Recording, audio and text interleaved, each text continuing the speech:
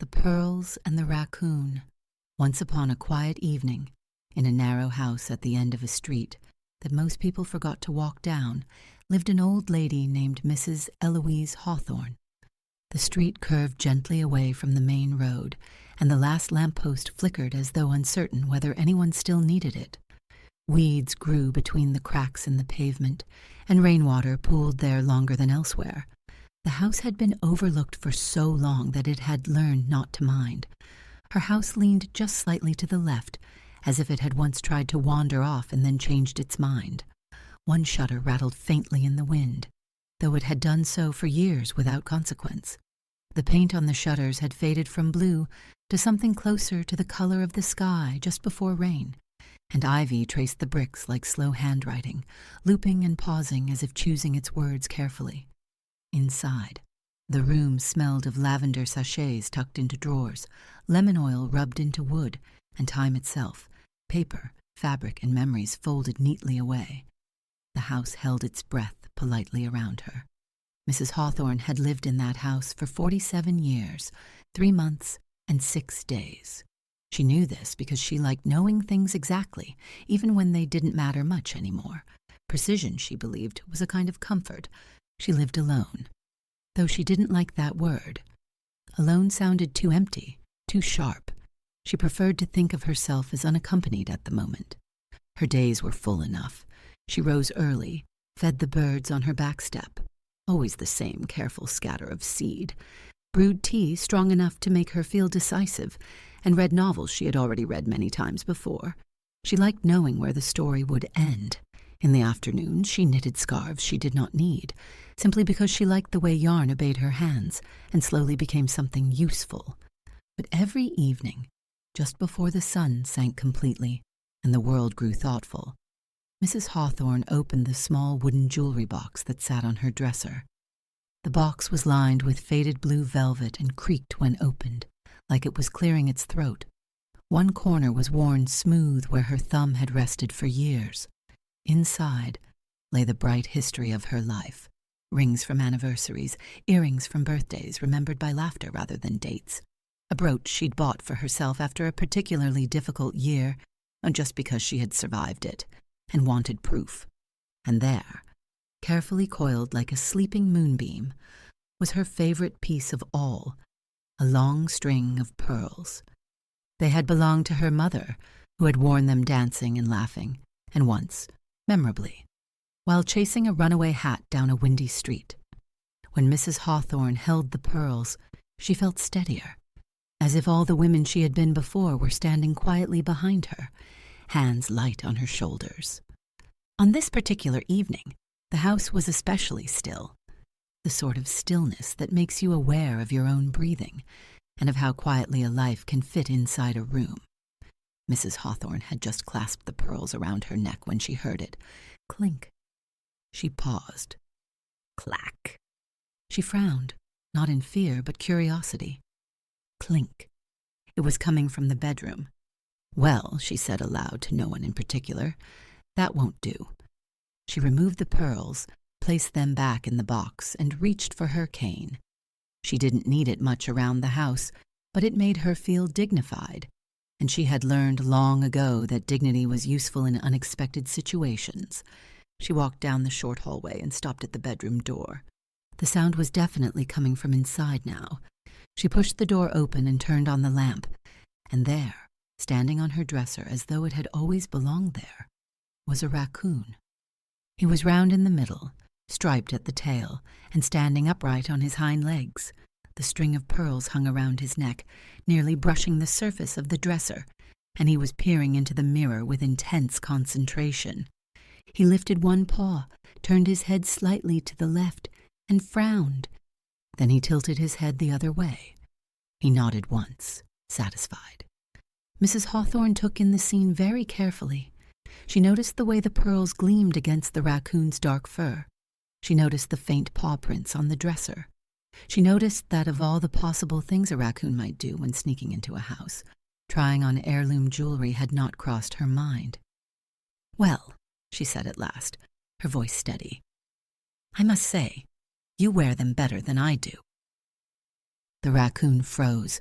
His eyes went wide, his ears flattened.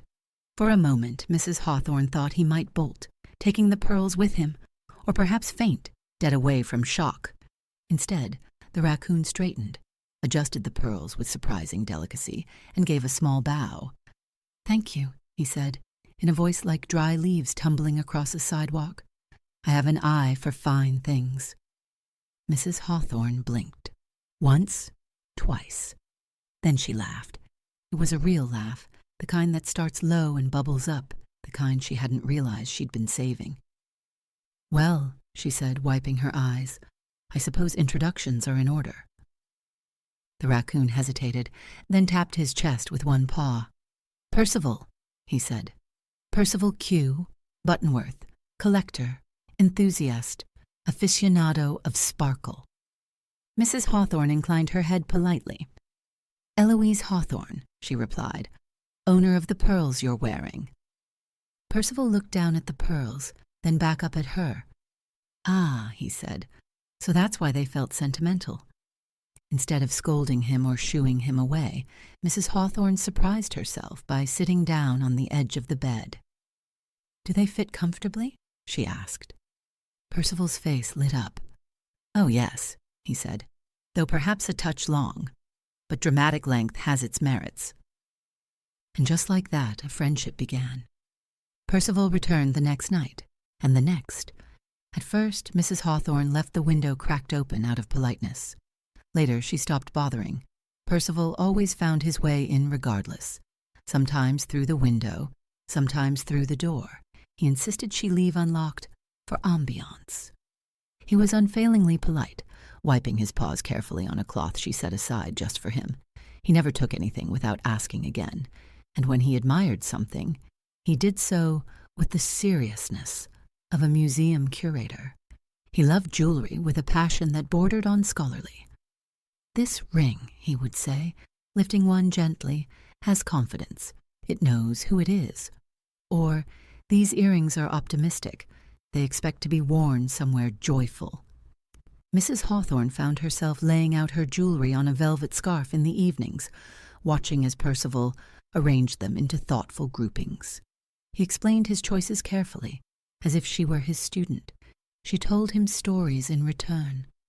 She told him about her childhood, about learning to dance in the living room with her mother's pearls bouncing against her collarbone. She told him about her husband Arthur, who had once tried to fix the toaster and nearly burned the house down. She told him about the years that felt full and the years that felt hollow. Percival listened intently, tail wrapped around his feet. Sometimes he brought her gifts, not jewels, never jewels, but treasures nonetheless. A perfectly smooth stone shaped like a heart, a bent key that felt important, a bottle cap from a soda long discontinued, which he presented proudly. "These," he said, "are for remembering small things." The seasons changed.